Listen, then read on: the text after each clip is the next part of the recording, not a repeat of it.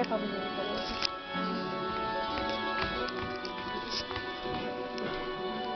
Здравствуй, Галя. Ой, привет, привет, подруга. Ты какие у нас тут дела? Какие дела? Делишки. Живы, здоровы и то, слава Богу. А муж как? Бьет? Бьет? Ой, не то слово, не то. Вчера, ты знаешь, что учудил?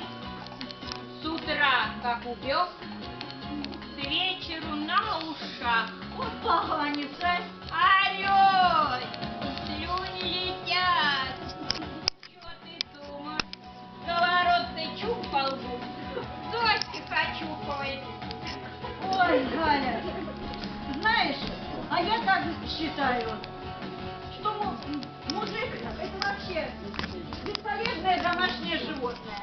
Вот смотри, грудь без молока, яйца без скорлупы, мешочки без денег.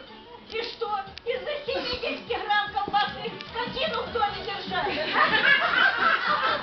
Ой, не согласна я с тобой, конечно, согласна я.